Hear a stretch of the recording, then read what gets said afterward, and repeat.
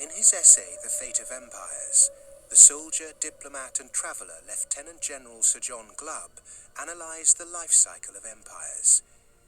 He found remarkable similarities between them all. An empire lasts about 250 years, or 10 generations, from the early pioneers to the final conspicuous consumers who become a burden on the state. 6 ages defined the lifespan of an empire. The age of pioneers, the age of conquests, the age of commerce, the age of affluence, the age of intellect, ending with bread and circuses in the age of decadence. There are common features to every age of decadence. An undisciplined, overextended military, the conspicuous display of wealth, a massive disparity between rich and poor, a desire to live off a bloated state, and an obsession with sex.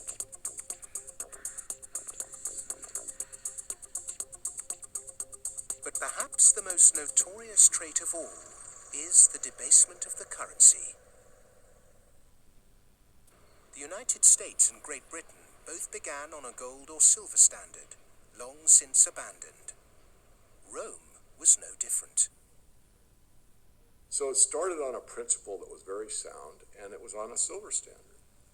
But as it corrupted further and further and further, the Roman denarius got to the point where it was basically a copper coin, and they learned how to plate, and it was washed in silver, and in circulation the plating came off. And at the end, all the senators that really did at one time represent the people only were interested in representing how much wealth they could steal at the top.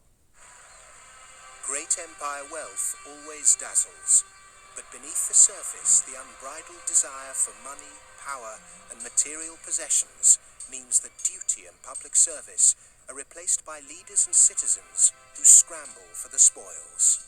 Historically, all the signs of the demise of empire are beginning to develop. Some are more trenchant than others. This current financial and economic crisis, that sort of thing always accompanies the demise of empire. The people of Rome were constantly being distracted by the gladiatorial events, and the politicians knew that they did this whenever there was unrest among the people. They had a huge event going on, and they created a new event with lots and lots of gladiators. And every day, we're doing that. That is a common trait of declining empires.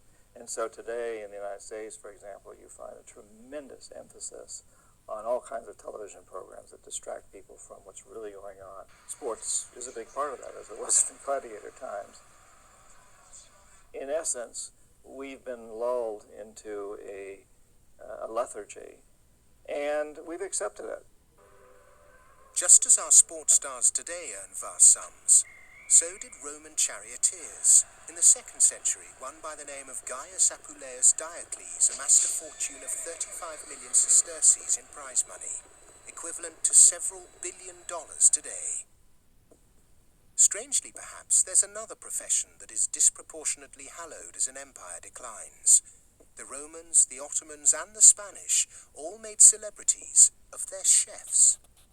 And this again is typifying the end of an empire, where things were so great, we have this last oomph of momentum that we used to be great, and we felt great, and we don't feel it anymore.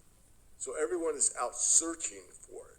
Well, maybe it's in the best food, or the best clothes, or the best music, or the best movies, or a reality TV show, or another magazine. But you can never get enough of what you don't need. What you need is a strong moral conviction that is pervasive throughout the society, and integrity reigns.